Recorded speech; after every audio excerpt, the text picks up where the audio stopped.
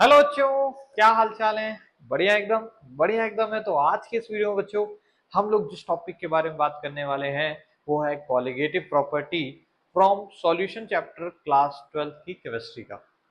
बहुत ज्यादा देखो यार, बोर्ड्स में तो इसके क्वेश्चन मतलब बहुत ज्यादा हद मार के क्वेश्चन पूछे ही पूछे जाते हैं।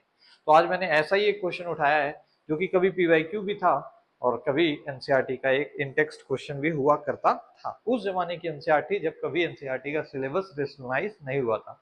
तो क्वेश्चन ध्यान से देखो भाई। क्वेश्चन बोला है what mass of urea should dissolve in 18 gram of water to decrease its vapour pressure by 20 if the vapor pressure of in pure component is given as 50 mm of Hg। हमें बताना है कितना ग्राम मास, मतलब ग्राम में ही बताना होगा, कितना मास यूरिया का डिसॉल्व करा दे पानी के अंदर। कितने पानी में? लगभग 18 ग्राम पानी में, कि उसका जो वेपर प्रेशर है वो 20 से घट जाए।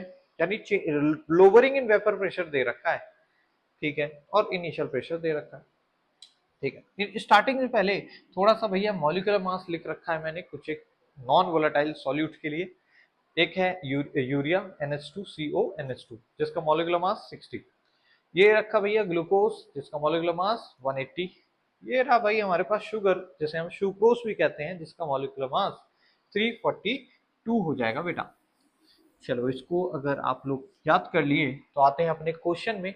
और बहुत ही एक दो स्टेप में ये सॉल्व हो जाते हैं क्वेश्चन। बस थोड़ी सी कैलकुलेशन आपको आराम से संभाल के करनी है। देखिए डेल्टा पी किसके बराबर होता है बेटा? Delta P divided by P naught of A बराबर आया था हमारे पास बेटा एक्स बी के। याद है? This was the main formula. यहाँ पे ए क्या है?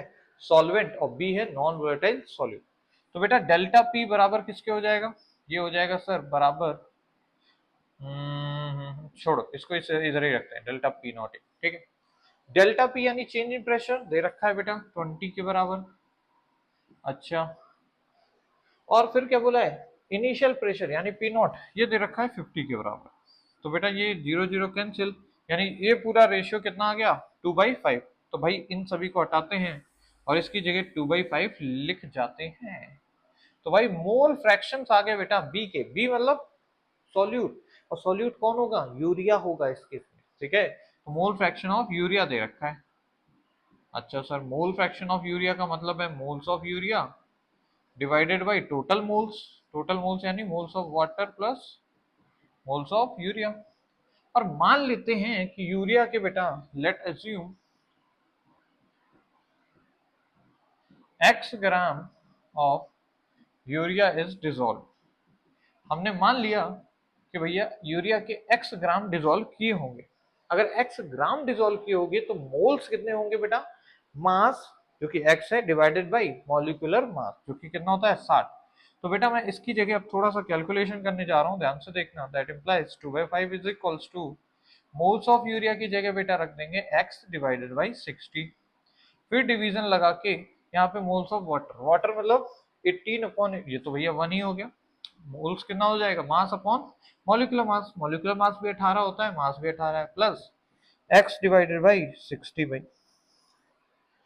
समझ रहे हो बात को? ठीक है। अब देखो इसको सॉल्व करना है, बहुत इजी है भाई। तो इसको सॉल्व इधर कर रहा हूं मैं, ध्यान से देखो। 2/5 बराबर, अच्छा इसको थोड़ा सॉल्व कर लेते हैं। ये हो गया x/60, नीचे वाले में एलसीएम सेल्सियम ले लोगे तो ये 60 प्लस एक्स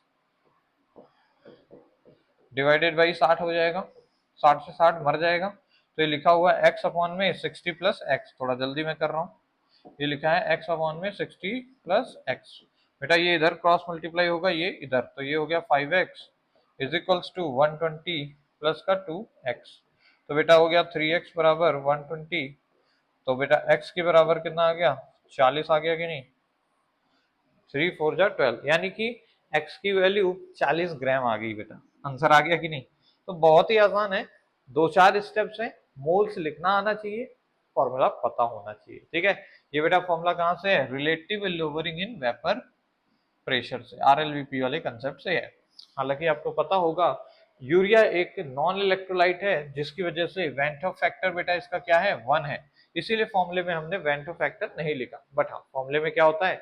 आई भी साथ में होता है, बट इसके लिए वैल्यू 1 है तो 1 को लिखो या ना लिखो बात सेम ही होती है। ठीक है भाई, तो बस आज के वीडियो में इतना ही। मिलेंगे किसी नेक्स्ट वीडियो में जहां हम और इसी तरह अमेजिंग कंसेप्ट को आपको समझा रहे होंगे। तब तक आप सभी लोग इस टॉपिक को याद रखना, ये फॉर्मूला याद रखना, और मिलते हैं चलिए नेक्स्ट वीडियो में। तब तक आप सभी बच्चों को मेरी तरफ से एक प्यार भरा जय हिंद बच्चों।